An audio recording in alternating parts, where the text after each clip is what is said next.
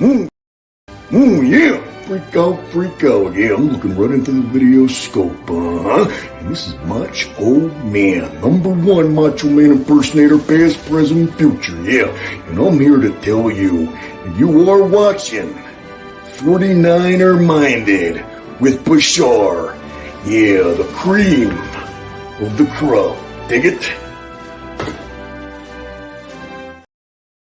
49er mind is it's not just a thought process, but a way of life. 49er minded. 49er minded. Appreciate it. It's 49er mind that I got. It's 49er shine that I got. My psyche's on another Frisco Super Bowl. Don't sit slow, cause here we go with a super show. A written go session about our red and gold obsession. With some well-controlled expressions, let's talk about that win that we got. Who should have been in the spot? That's how it's been in the spot. Let's roll that back, all that crack, all that straight fumble sack. Or just dial it on up if you wanna talk smack. It don't matter what the storyline, as long as the story aligns with a 49er mind. 49er minded. It's not just a thought process, 49er minded, but a way of life. For sure. 49er minded. Way of life. 49er minded.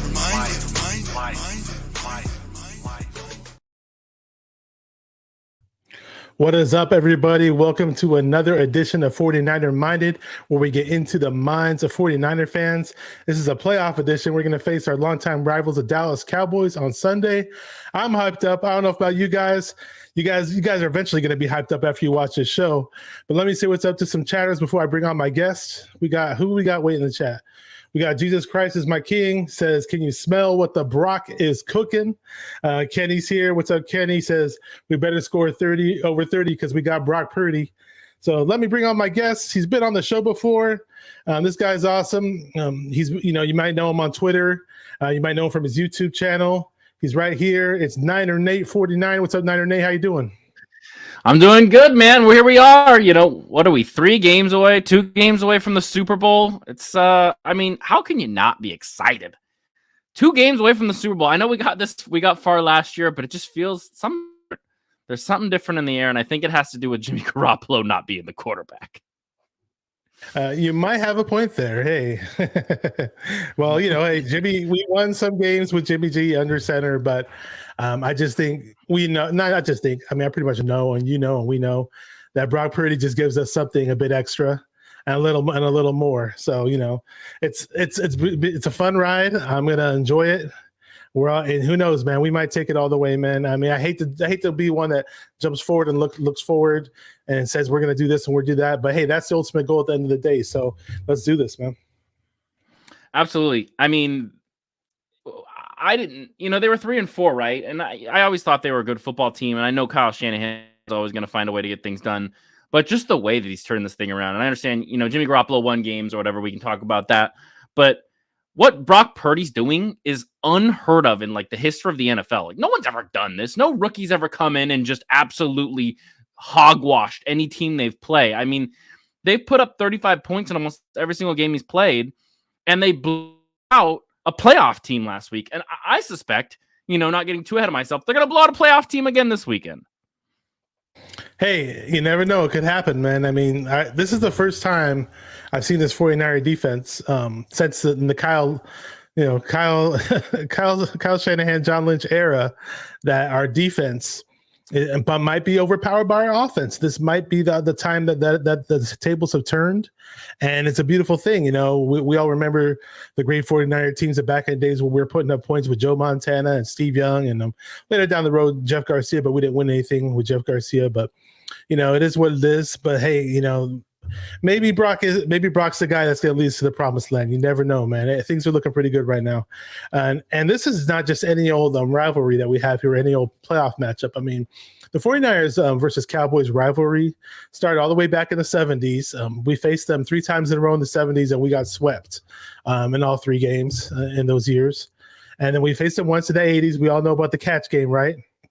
Again, in the 90s, we faced them 3 times in a row. The last time we faced them in the playoffs, we came out on top and won the Super Bowl back when we had Deion Sanders, and 2 times in a row right now in the 2020s. So, Dallas has the lead on us 5-3 in the playoff matchups. But hey, man, let's bring that a little closer. Let's get a win on Sunday. 11-game win streak. Let's make it 12. I mean, absolutely. I think that this is the game where you can pretty much show that your opponent in the Super Bowl, if you get that far, really who you are. I know Seattle was a big win, but they're a 9-8 football team. The Dallas Cowboys are a 13-win football team in the regular season in a division where 3 teams made the playoffs. I mean, and I, for a long time, thought the Dallas Cowboys were better than the Philadelphia Eagles. I thought that the Dallas Cowboys losing Dak Prescott for a couple games really hurt them. And the Eagles capitalized on that because the Eagles, really played nobody. I think a lot of Eagles fans, it's funny, they'll tell you they played the Vikings, but we all know the Vikings are absolute dog shit. So, I mean, I really think that this is the game where you can prove to the whole entire world what's happening with Brock Purdy, what's happening with this defense, and what's happening with Kyle Shanahan is not just a fluke. And these guys are ready to win the whole damn thing. Yes, we are. Let me ask you this, because I mentioned the past rivalry games with the Cowboys. Do you have any memories, any happy memories that stick in your head with us playing the Cowboys, or any bitter memories? And if I'm not mistaken, I believe there might be a Dallas Cowboy tied to one of your family members, or maybe you lived in Texas at one point or something like that. My grandfather was a Dallas Cowboys fan, so we never really hated on him much. But my dad's actually from Texas.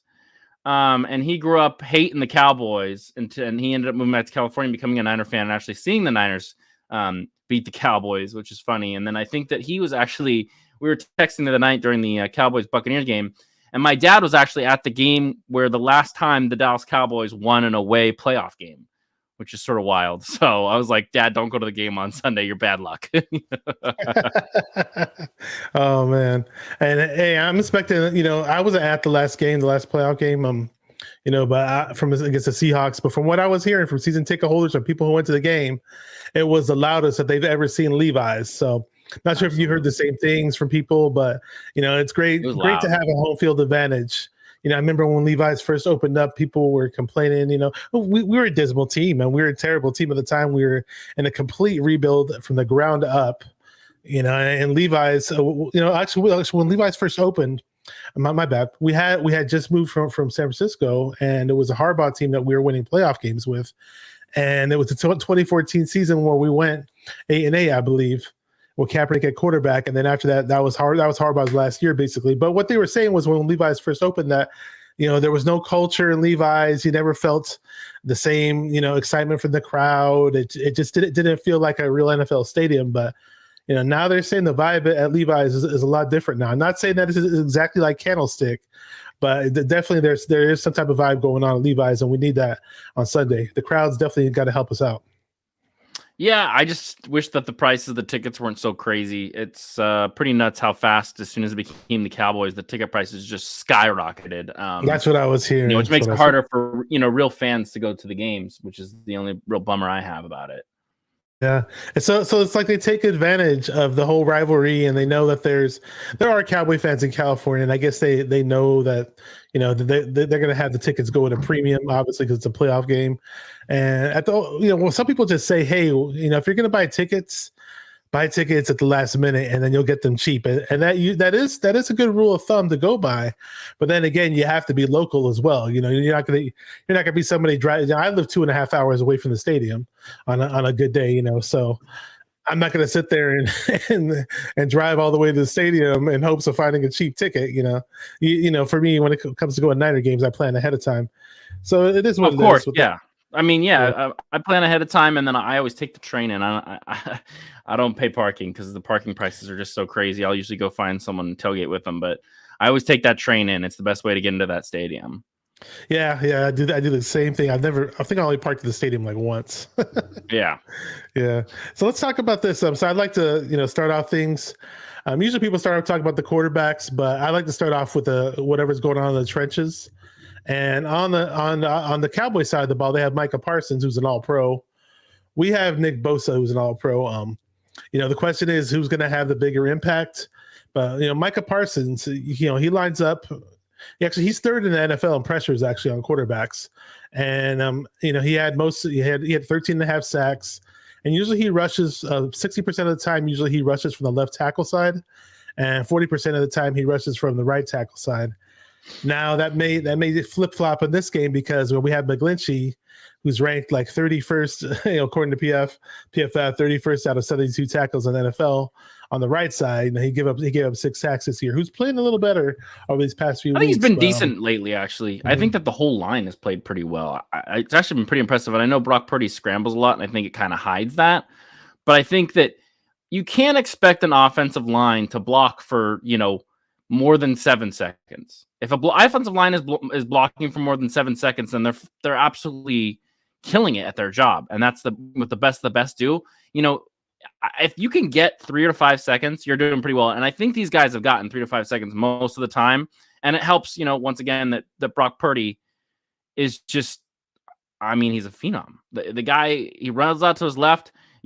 Pump fakes, all this stuff. It looks like Patrick Mahomes out there. And I think that when you have a guy like that, it makes your offensive line look a lot better than it actually is in a lot of ways, even though they are one of the best offensive lines in the league.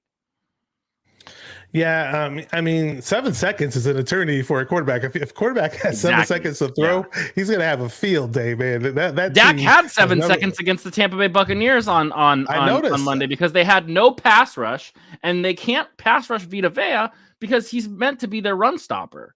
And so they have no edge pressure. And so when you have no edge pressure, you could stand there all day, and he will not be able to do that against the 49ers at all. I saw Vita Vea get in on the pass rush, I think once or twice maybe, and he made some big plays. But in general, Dak did have a lot of time to throw.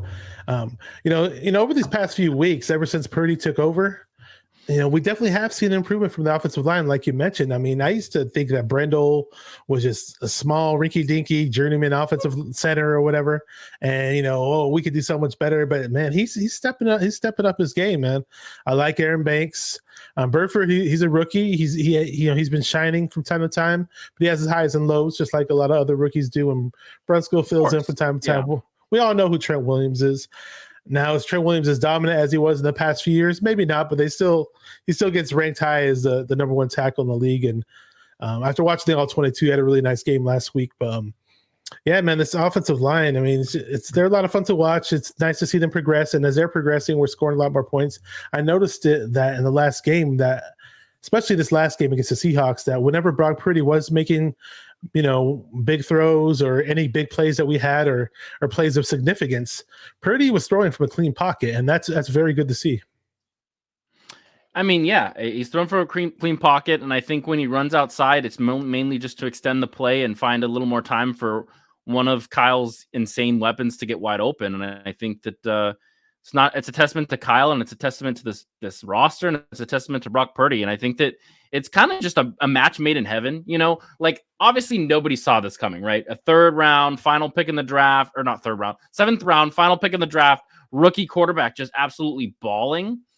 And, no one saw that coming, but right now, when you watch them play, it looks like this is how they've been playing for 3 seasons, right? Like it just feels right. It feels like this is how the offense is supposed to look. Kittle's getting wide open. Debo's still getting wide open running lanes because of the fact that teams actually have to play the 49ers down the field. What a concept. Teams actually have to play the 49ers down the field.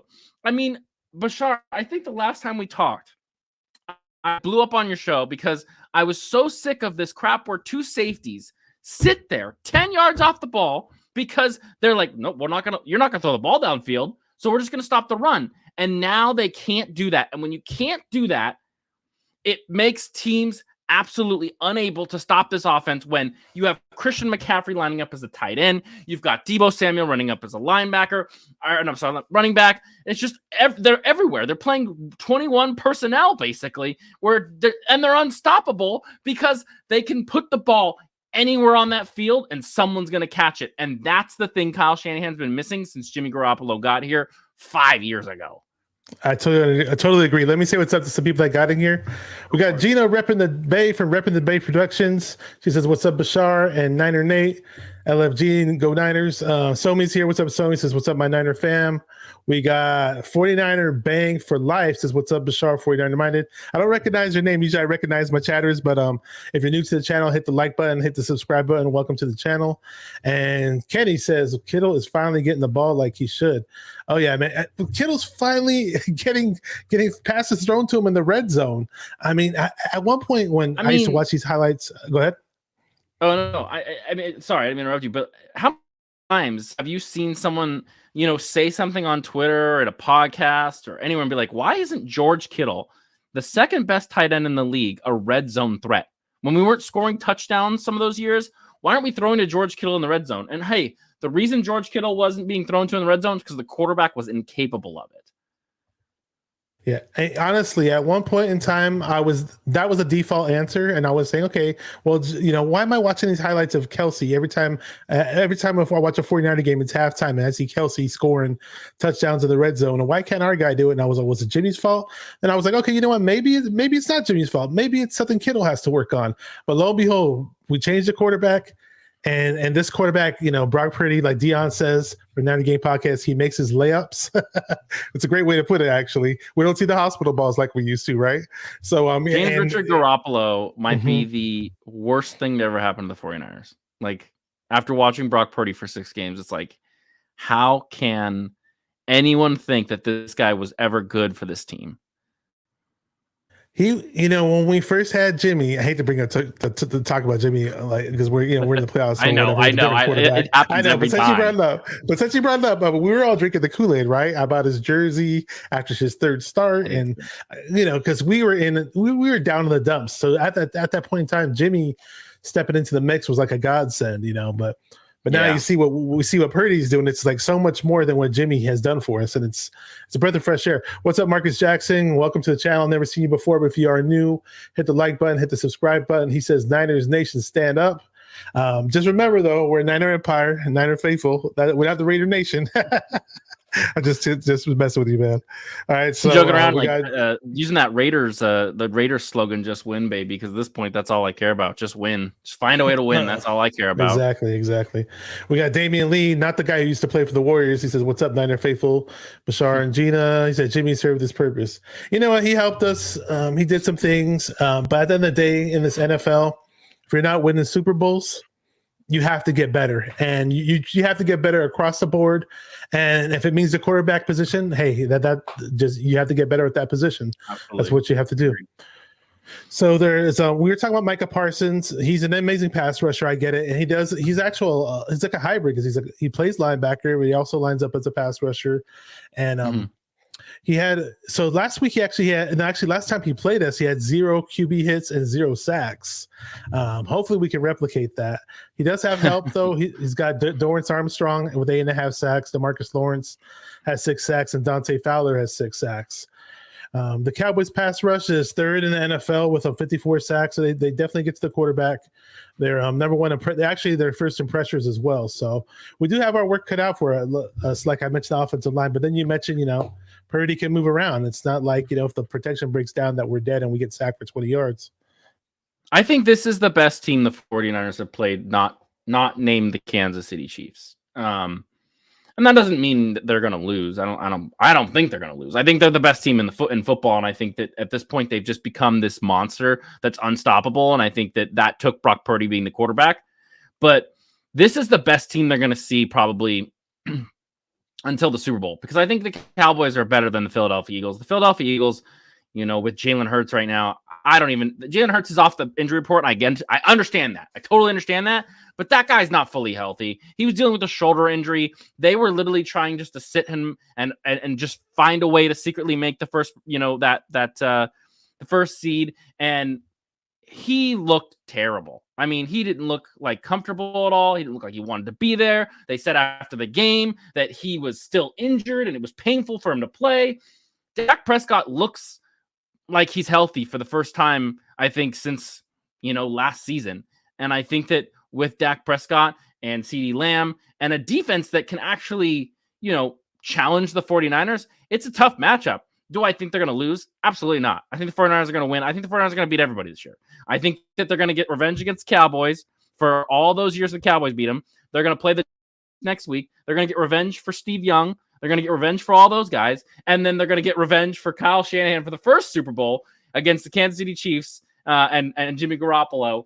And this is going to be the season of revenge. They got revenge against the Seahawks for 2013, the Cowboys for Joe Montana, the Giants for Steve Young, and the City Chiefs for Kyle Shanahan and Jimmy Garoppolo. And obviously, I think more than anybody, Joe Staley.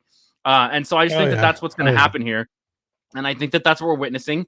And it's going to be a ton of fun because I think that they're ready for anybody. It doesn't matter how good you are, in the grand scheme of things. Every single week, those power rankings come up of the playoff teams, and the 49ers, and they're on top for a reason because their offense is absolutely unstoppable.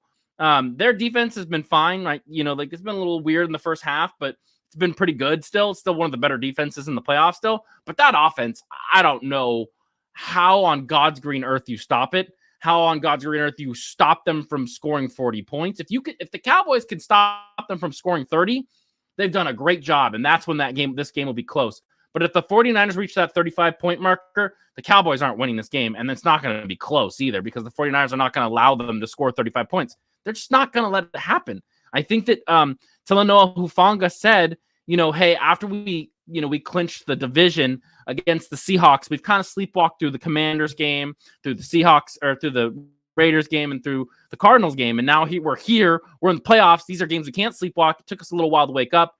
I think they're going to come out and they're just going to punch these dudes in the mouth, Bashar. I think it's just going to be classic 49ers football, and it's going to be the ultimate FU to any Eagles fan, any Giants fan, any Chiefs fan, any Bills, Bengals fan who doubts this team and doubts that they're destined to win the Super Bowl, because I just think they are.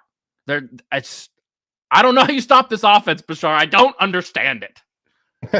I'm going to get into that in just a second. Let me see what's up to some people here. A good friend of mine, Charlie Tuna, is here. Says, Bashar, what's up, my dude? Says, what's up to Niner Nate as well. We got Carlos Carleone says, Cowboys going to beat y'all. Boo this man. Boo. Get out of here. Just kidding. We're going to beat you guys. All right. So we got Rod Cali 247. How you doing from the Gina Rep in the Bay podcast? I had him as a guest on one of my shows. He says, what's up, fellas? Great to have you here. He's a big fan of Slim and Husky's Pizza in the South, and we had a little joke about that today, so it was just a little joke between him and I.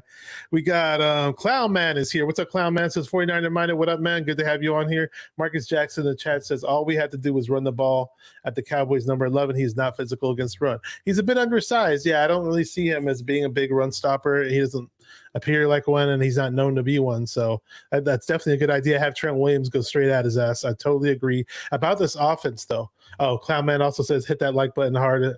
Thank you. Mm-hmm. And yeah, about this offense. I mean, when I was looking it up the other day, I was curious. Like, what were the Atlanta Falcons under Kyle Shanahan the year they went to the Super Bowl scoring per game? Pulled it up, 34 points per game. That's pretty much what we're scoring now with Brock Purdy as our quarterback. And that's great to see. But, Atlanta Falcons didn't have the defense that we have. Now, our defense has dwindled a little bit here and there in certain spots. But like you said, overall, in general, they're still a very good defense. My boy Kenny here loves to say it. We got the number one defense, baby. But, hey, man, Bosa's having an amazing season. Some people thought he should be Defensive Player of the Year. Hufanga got voted as an All-Pro. I get it. He had some lapses from time to time in coverage, but Hufanga's done some great things for us this season. Tashawn Gibson, we're a free safety. Love what he's doing. Got Fred Warner, Dre Greenlaw, all those guys, man. We got David Yang. What up, David Yang? Good to see you. He says, realistically, how has the Cowboys team gotten better? If anything, they've gotten worse. Not having Amari or Gregory, the Niners have gotten way better than last year, and it won't be close. The one answer to that question. I think that he's been good for them. I think their defense is slightly better, but at the same time, Diggs is beatable. We saw he was beatable, and Curse is he's fine, right? I don't think the secondary is bad. I don't think it's good either. I think it's kind of like a mid-type secondary. I think they're gonna just try and get to Brock. Their plan is just going to be getting to Brock as fast as possible, and I think that would work with Jimmy. With Brock, it's not going to work because he's going to run around and find ways to make plays off schedule. And I think that's why, even though they're better, the Cowboys are better. on defense, at least, maybe not on offense. I think the other thing too, the one thing I will say about their offense is Zeke is so washed up and so kind of wishy-washy. To finally make Tony Pollard their featured running back, I think is the smartest thing that they did, because he's more explosive. He's more, kind of cunning, kind of, does a little bit more with his running lanes. That said, 49ers don't really allow rushers. They allowed, Kenneth Walker a couple times, but that second half, they shut Kenneth Walker down. And Kenneth Walker is probably going to win Rookie of the Year, Offensive Rookie of the Year here in a couple weeks. So to do that to that guy, that's a bad man. The Seahawks are very lucky to have him, because Pete Carroll runs the ball so much that he kills his running backs. I think he's killed like his last, 3 running backs in like 3 seasons. So they'll have him for the next couple seasons. But yeah, the Tony Pollard effect, I think, and the defense is what makes them better. How much better are they? Not as much as the 49ers are better. And the 49ers beat them last year. Yes, sir. We sure did. And I think we'll beat them even more this time. What up, Dan Castillo? He's in the chat. Says, what's up, Bash Niner Nate? Hope you guys are having a good day. Yes, we are. And we're inching closer to those playoffs. What else we got here? So 49ers throwback says, how's it going? Good to have you on here. He says, Javon Curse is hurt and won't be himself because he has an MCL sprain. Oh, yeah, I was really? I was just reading his injury report. I wasn't sure if he was going to play, but I did read that he was limited in practice. So thank you. Yeah, he probably, we might be able to exploit him. Who knows, man? 49er Jeff is here. What's up, 49er Jeff? What's going? What's up, 49er Jeff? Yeah, they probably will play him. Who knows, man? If they play him on an MCL against this 49ers offense, they're stupid, because that's free points for the 49ers. That's dumb. You have to have some sort of backup who at least has some sort of talent. Guy has an MCL sprain. He's not going to be able to keep up with Ayuk or Debo or Kittle, for that matter, or McCaffrey. God, or Jennings on third downs. On Jennings, yeah. Third down, and Jennings had himself a really, really nice catch when the left towards the left side of the field, some third down play, I believe, when Brock Purdy stood back and he aired it out. Very rare that he airs it out deep or semi-deep, but this time he did, and it looked like it was getting picked off. And then Jennings just dove for it. And amazing catch by Jennings. And Jennings, we all know he struggled with dropping some passes, but he comes in the clutch too, man.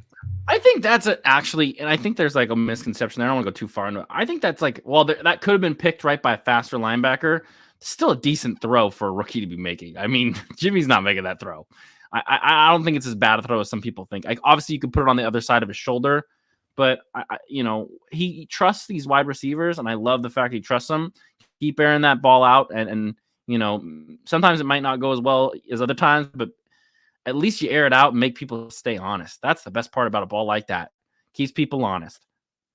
I was going to say, though, early in that Seahawks game, we can talk about the Seahawks game just a little bit. I know you lived in Seattle at one point, so that's why I wanted to bring it up. But early in that Seahawks game, I was like, whoa. I saw Brock Purdy misfiring some passes, one to Debo and one to Ayuk, and it looked kind of scary. Two of them looked like they might have been able to been picked off.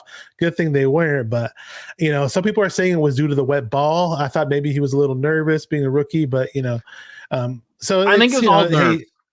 Yeah, it's all nerves. I mean, imagine this, Bashar. You're 23, 22 years old, and you're starting a playoff game for a team that is the number 1 seed on every metric. Every metric, offense, defense, they're number 1 on everything. And knowing the kind of pressure that you have to deliver as a rookie with a team that is literally one of the most important franchises in the history of sports, I honestly think it was the yips. It was just like a nervous thing. I think Kyle Shanahan, they did whatever they could to calm him down. He came out in the second half and was nails and played better than most 49er quarterbacks have played the last, maybe since Kaepernick was the quarterback, man. Okay, I mentioned this. I went back to the Seahawks game just a little because I know you used to live in Seattle, and lo and behold, my cousin shows up, who was born and pretty much raised in Seattle. Doesn't live there in Seattle anymore, but he was raised a Seahawks fan because he obviously grew up there. Says, "Hey there, cuz, Keek the Sneak in the house." He's talking about Bay Area rap. That guy's funny. He supports me being a 49er fan. He's very respectful about it, though. It's an amazing cousin of mine. He's like a little brother to me. We got Rick Diaz here. What's up, Rick Diaz? He says, I cannot wait till Sunday's game. But you being the guy that used to live up in Seattle, on that play when they tried to twist Debo's ankle, what was going through your mind, and what did you think about the way the team responded? It's funny because I really respect Tariq Woolen, and I think he's super talented. I think that his legacy, or just the fact that kid has to go after everything that he does for the rest of his fucking career is going to be he's going to be compared to Richard Sherman. And the fact that he's actually excelled as well as he has is really cool. Whoever twisted his ankle, I think it was the safety. Abram. Jonathan Abram's a bitch. I mean, it's as simple as that. He's been a bitch his whole career. I think he got hurt his first game of his NFL career with the Raiders. I think it's the same Jonathan Abram. If I'm thinking of that same Jonathan Abram, he's a bitch for doing that. And you know what's funny is Kyle Shanahan is so disrespectful, and this team is so disrespectful. Kyle Shanahan was throwing the ball with Brock Purdy up like 16 points, man. Kyle Shanahan would never do that unless he was pissed. And it just kind of shows who this team is. You know, they care about each other. They want to win. And Kyle Shanahan really believes that he has the team that he can do anything to anybody at any time, anywhere. And I mean, that's good for the 49ers. And, you know, you don't fuck with these guys. I think that there's a video going around of someone calling Deebo Samuel as a Cowboys fan before that game. If you don't think that there's bulletin board material on the stuff that Micah Parsons is saying, that call to Deebo, some of the wild shit that these Cowboy radio hosts are saying about hurting Christian McCaffrey, all that stuff is somewhere in that 49ers locker room. Kyle Shanahan is using it to get these guys hype, and I feel bad for the Cowboys, man, because they have had a great season. You know, they were one game away from winning that division, really, and it's going to go down, and it's going to go down in such a bad way because the 49ers, you don't poke the bear. You just don't poke the bear. You definitely don't poke the bear if you have the bear on defense, number 97, Nick Bosa, ready to sack the quarterback, you know, but Bosa came off of a down game, zero quarterback sacks. Not sure if it was zero quarterback pressures, but Bosa has never had a back-to-back 0 sack game. So Bosa's going to be on the rebound, and I'm going to love it. We got 49ers first takes here. Aaron, how you doing, bro? All the way up in upstate New York, and he just gave me the cue to say what I need to say, and you know what? I don't think I can do it. Oh man, my software. I'll do it later for you. Don't worry. But he was just going to cue me to say something. But yeah, man, it's going to be a lot of fun this game. You know, Bosa, I'm definitely ready for him to get after Dak Prescott. And Dak was actually, you know, Dak's not a bad quarterback. I know some 49er fans like to tease and poke at him. I used to always say this. I used to always quote Whitney Houston and say, Dak is whack. If you guys know about Whitney Houston back in the day about her crack comment, I used to always say that. But Dak had himself a game, man. He looked pretty good. You know what? Versus Tampa Bay, 305 yards, 4 touchdowns, 143 quarterback rating. But Dak is one of those hot and cold quarterbacks. You know, he's not untouchable by any stretch of the imagination. Keep in mind, Bashar, Brock Purdy torched this team like 3 weeks before this, or 4 or 5 weeks ago. The same exact team that Dak torched, and you know who scored more points than those two between those two teams? The 49ers scored more points on the Bucs, and the Bucs scored more points on the Dallas Cowboys. So there you go. I understand, like it's different. You know, we're comparing oranges to oranges, but I just think the 49ers are better.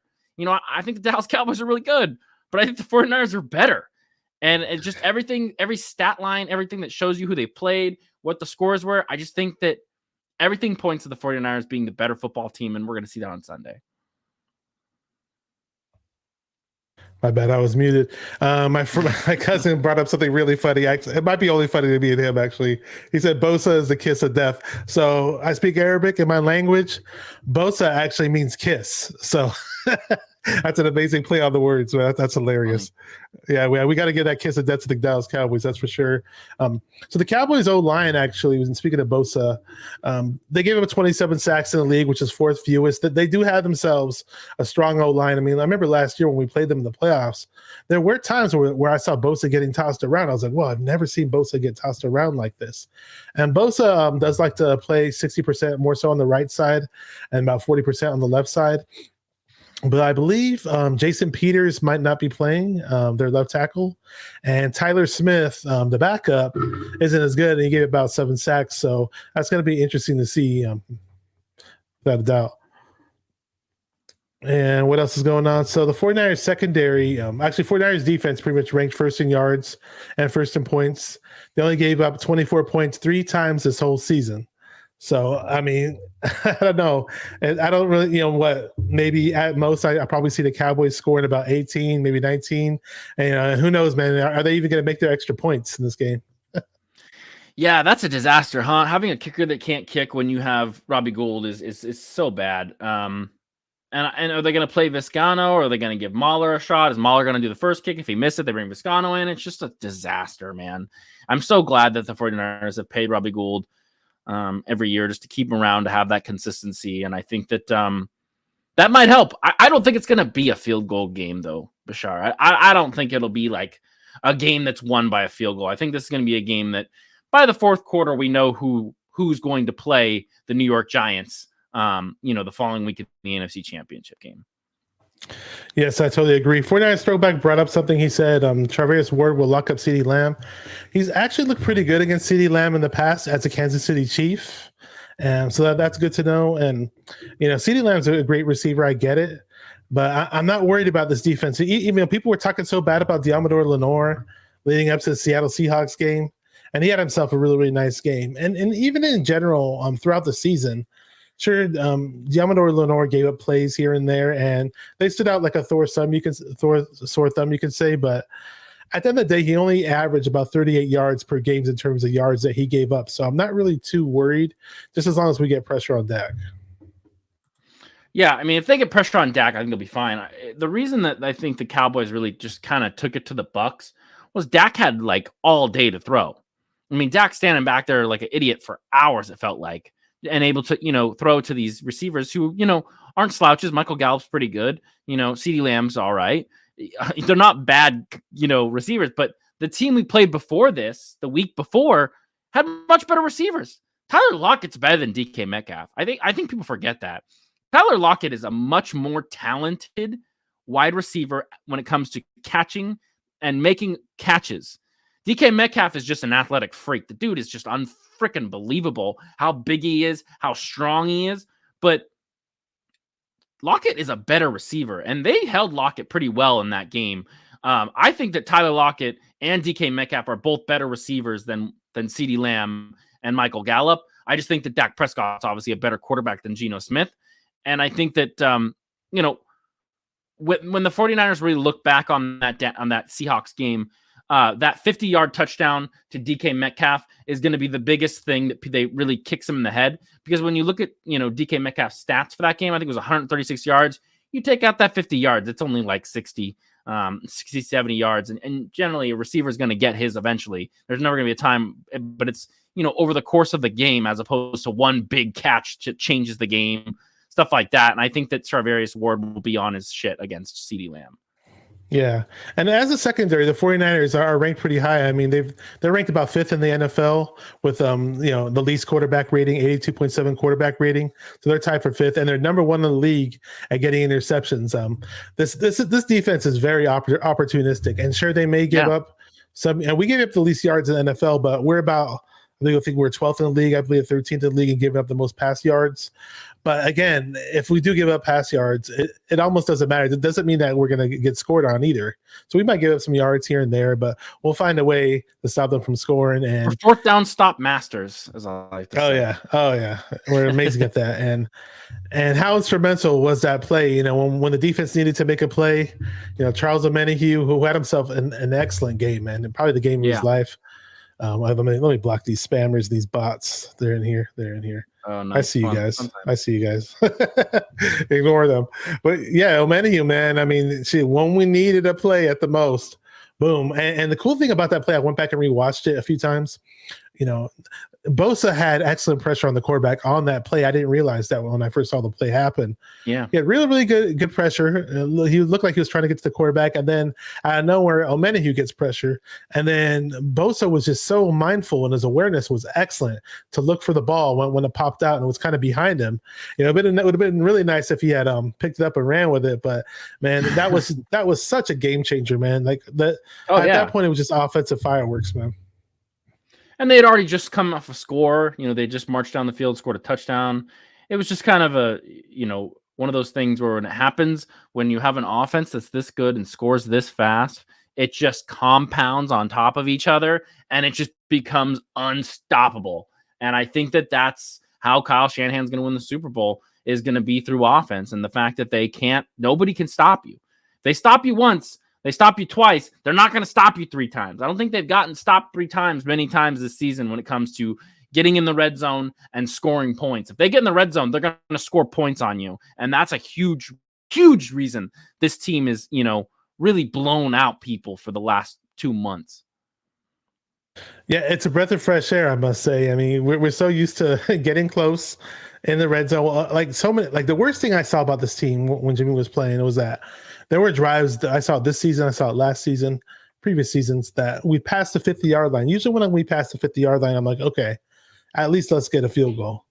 But multiple times I'd see this team punt after we pass the 50-yard line. I'm like, dude, what are we doing here, man? We're like, Kyle's going for it on 4th down more often now that he has Brock too, yeah. Bashar. I totally see that. That's a huge reason. Yeah.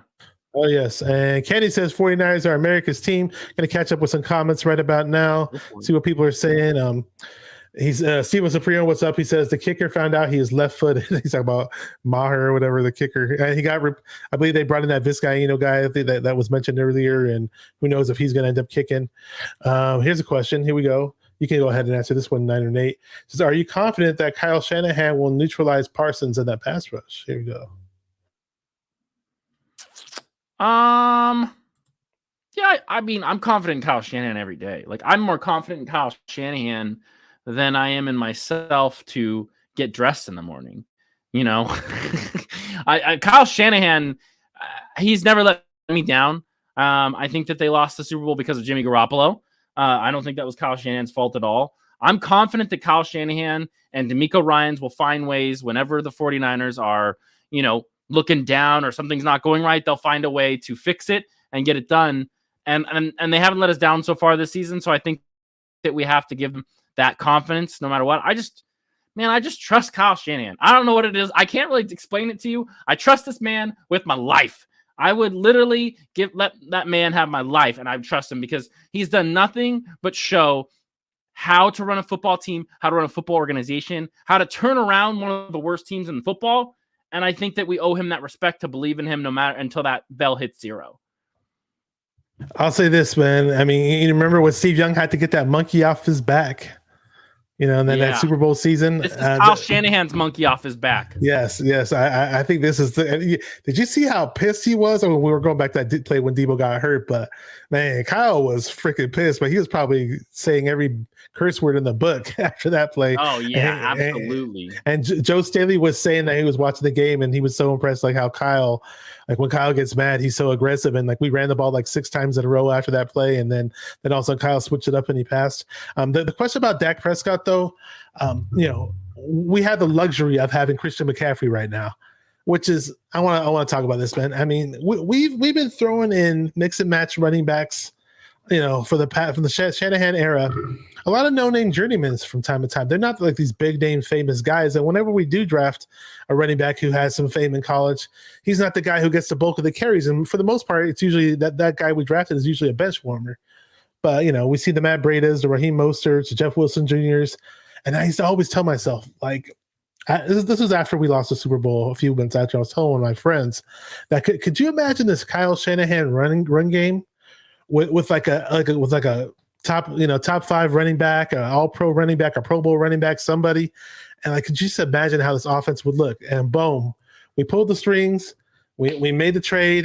People were saying that we may have given up too many picks to get CMC. Well, look at it now, man. Look at that acquisition, man. That's got to be the top 49ers acquisition in terms of making a trade or a signing.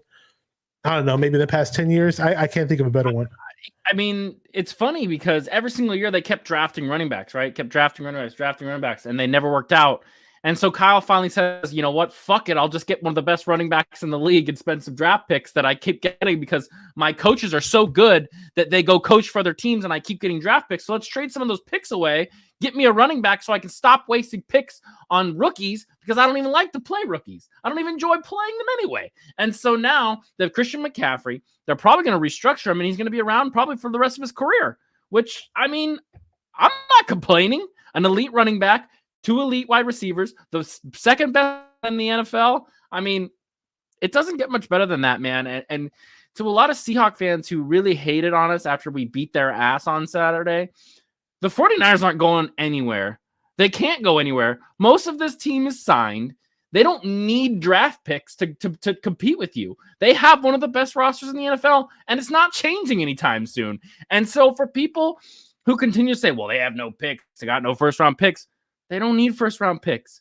They're kicking your ass with fifth-rounders and third-rounders, and they're signing them back to contracts that are team-friendly contracts because the team just keeps winning. And so at this point, it's like, after they win the Super Bowl this year, once that happens, I mean, they could do something really special and win multiple. Hey, it can happen. I mean, 11 picks in this upcoming draft. I mean, that like, wow. After all those picks that we traded away, 11 picks. At least 5 of those are going to be absolute studs. Watch. Well, just watch. We'll see. And the funny thing is, it's like, we have 11 picks. So are 11 players, rookies, even going to make this team? You said that we have a loaded team. I mean, it's just we have an embarrassment of riches. You know, I love it. Steve, so I was looking for this comment. I was trying to find it. Steven Supremo says, "Am I seeing double?" No, we're not the same person. I got hair. You don't have. Yeah, hair. He does. I covered up with a hat. See, there you go. I'm like what, 20 years older than you? I don't know how old you are. I'm 32. Okay. I was gonna say you're old enough to be my son, but you're not. You're more like a little brother. Yeah. I owed something to Aaron in the chat. So here we go, Aaron. This one's for you. You have a little fun. Cause if you smell what the Brock is cooking. Let's go. This Sunday, let's go against the Dallas fucking Cowboys. Against the Dallas Cowboys. Hey man, I'm hyped up for this shit. I'm just going to catch up with some more people in the chat, see what they're saying.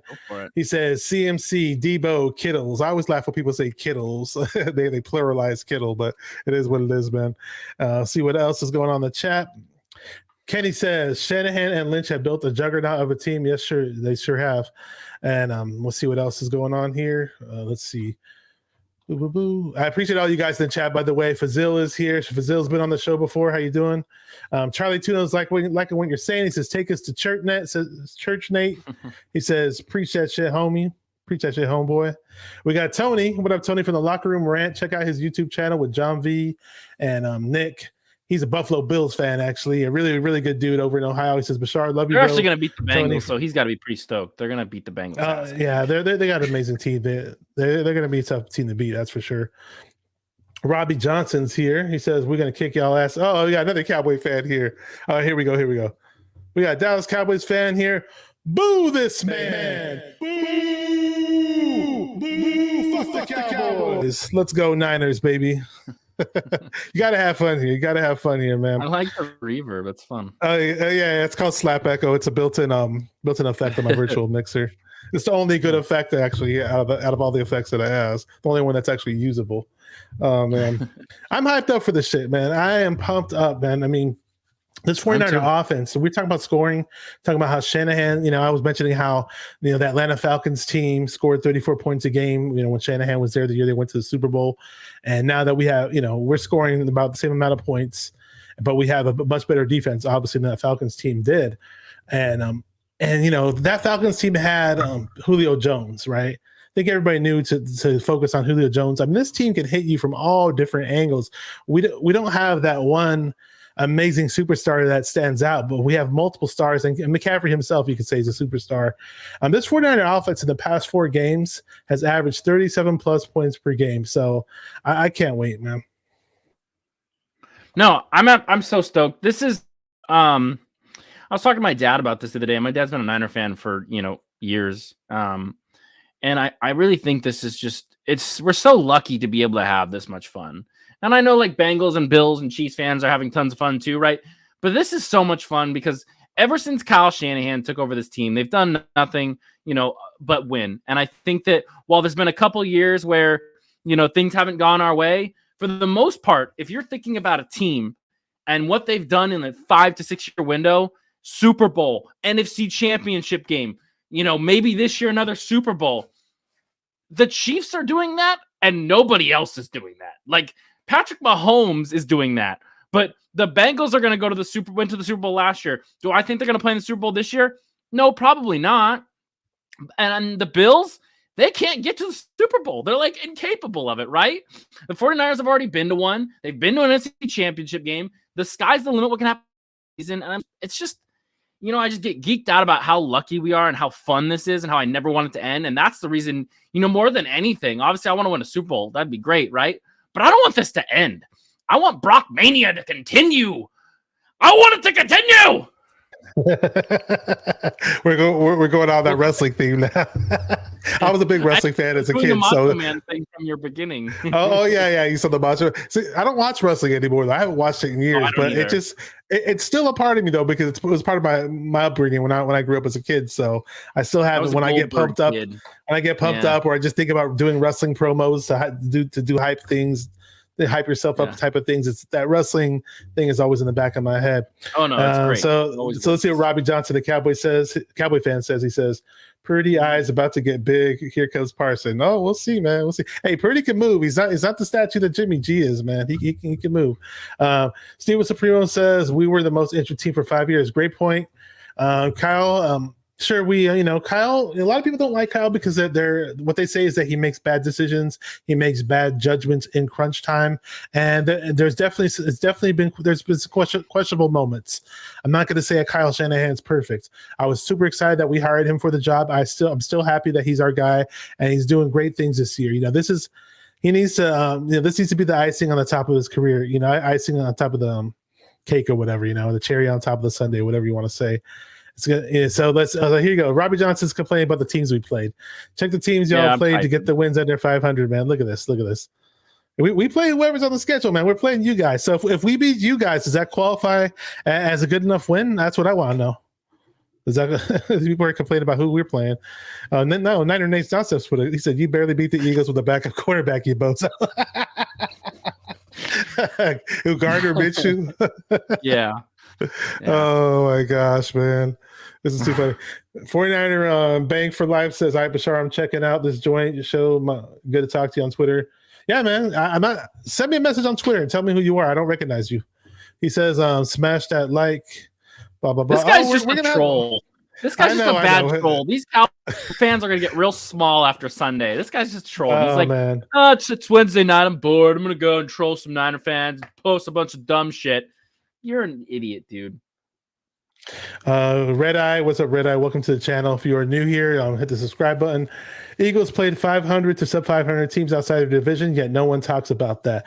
Yeah, the Eagles did not have like an amazing, tough schedule by any stretch of the imagination. But this guy might be an Eagles fan, by the way. I don't know. He said Eagle. He said Eagle. Oh, Eagles. Yeah. I don't know what that means.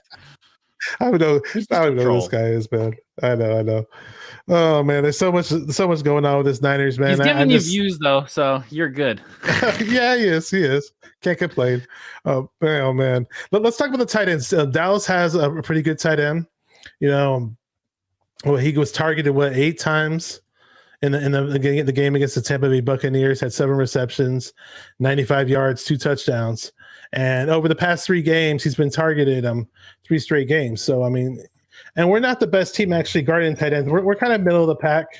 So, yeah. Do you think he's going to be a factor in this game? I think Dalton Schultz is really good. I think he's one of the better tight ends in the league. He's talented. He'll probably catch some catches on it. Darren Waller was one of the guys that the 49ers really had trouble with. But the problem is when you think about that game, they kind of sleepwalked through it. It was the day after New Year's, all that shit, right? And so, when I think about tight ends and what they've done to the 49ers, I think good tight ends are always going to get theirs, right? Like, they're always going to find a way to score. They're always going to find ways to get some points. Like, they're not going to skunk a playoff team, right? It's not going to happen. But I think that, if there's a threat to score that's not Tony Pollard or CeeDee Lamb, it's Dalton Schultz. He's super talented. But when you look at the 49ers and the defense and what they've done to, teams when they actually are playing and trying, generally those guys don't get long passes, ton of yards. And I don't think that they're going to be able to gash the 49ers like they did the Tampa Bay Buccaneers. And so Schultz will get some, right? I don't think he'll get what he needs to win. And then the Cowboys have Schultz is a good tight end, but I don't think he's going to kill us. Like you mentioned, he's no amazing game changer like Waller or Kittle or Kelsey or anything like that. Tony Pollard's a running back; he's pretty good, but I don't necessarily see. Supposedly, he's the explosive change of pace running back in comparison to Ezekiel Elliott. But watching the Tampa Bay game, I didn't see that explosion when he was hitting the hole or anything like that. So I wasn't wasn't worried like, oh wow, we gotta really stop this guy like when we played Kenneth Walker, when we played Josh Jacobs or anything like that. And we all know we have the top run defense in the league. No, I think that sorry, I was talking smack to the Cowboys fans. I'm sorry. We got a couple more people to boo in a second before we go. Yeah, you've got a lot of booers in here. I'm gonna be booing them pretty soon. The 49ers and their ability to stop the run is really, in that second half, I think Kendall Walker was basically a non-factor. And I think that they'll be able to really make Tony Pollard and Zeke less of a threat, which will make Dak have to throw, which then allows them to pin theirs. And that allows the chaos to happen. And so they really just have to come out, stop the run early. And I think that then they'll be able to really get to Dak, and that's when the game will really change. But if Pollard starts running on him, that's when I'll get a little bit, iffy in my chair, just because Tony Pollard's really talented. He's not Kenneth Walker, obviously, but he's still probably the best running back the 49ers will play in these playoffs. I guess Saquon Barkley is better, but I don't think really good, I think Tony Pollard's better than Miles Sanders right now, personally. Okay. And like I said, we're going to wrap up pretty soon, but I got some business to take care of right now. It's very serious because we got some Cowboys fans here. We got this guy right here from Jalisco says Cowboys will win with Rush as quarterback. Oh my gosh, look at this guy. This guy's just a troll. This guy brought all this, has like 3 trolls now. Boo this man. Boo. Fuck the Cowboys. All right, so that's one down. We got another one here. Where is he? Where's this guy? I saw another Cowboy fan in the chat. Gabriel says Cowboys suck. Boo this man. Boo. Fuck the Cowboys. All right, so I think we took care of the Cowboy fans here. I'm hyped up for this matchup on Sunday against our playoff rival Dallas Cowboys. And the catch game spawned our dynasty. Yes, sir. We beat you guys last year. We got a better team now. Mariah Faithful, Mariah from 49er Faithful League podcast is in the house. Says, well, hello, homies. We're actually wrapping up, but Joey Arredondo says trolling worse than the Cowboys playoff record the last 20 years. It's not a soundboard, Fazil. It's a software built with my mic. But all right, hey, thank you to everybody in the chat. I know some of you guys are hopping in here late, but we do have to wrap this up. He's got to go, and we do have a new Niner fan in the chat. He says, "Crew Vibe, welcome to the channel." Says, "Robert Johnson, you crazy Cowboys can't fuck with the picture of the 49ers." There you go. I'm dropping F-bombs. Look at me. All right, yeah. Niner Nate, man, great having you on. You were on last year, an amazing guest. Tell everybody where they can find you, and let everybody know what's up. Yeah, you can find me at NinerNate49 on Twitter. I used to do a podcast / YouTube show, Niner Nate's Nonsense, if you want to subscribe there. I'm still kind of deciding what I want to do there. I'm thinking I'm going to come back, maybe do some more shows next season. Maybe we'll do a celebration if they win the Super Bowl. But I'm kind of focusing on some life stuff right now, so I haven't really been doing a lot of content. But Bashar, I had to make time for you.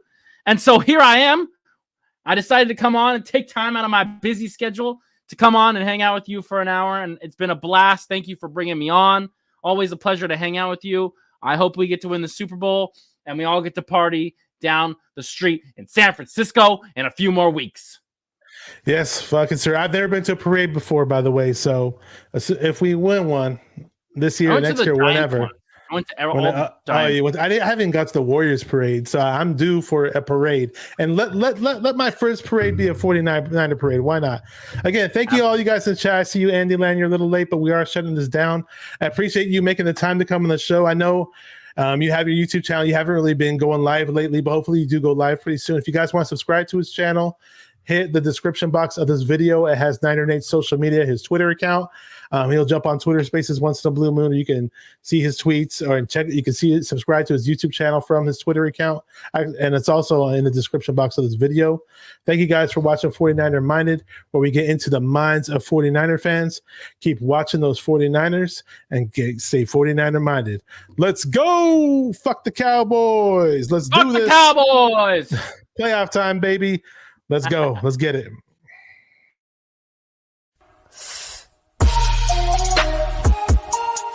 Come on, 49ers, baby. Let's get it. Because it's 49er mind. We gotta do this one time for the Empire. It's 49er mind.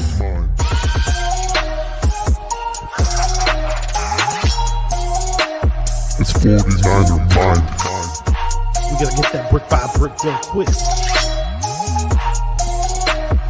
49er mind. Yeah, Yo, we can't listen to them haters, man. 49er mind.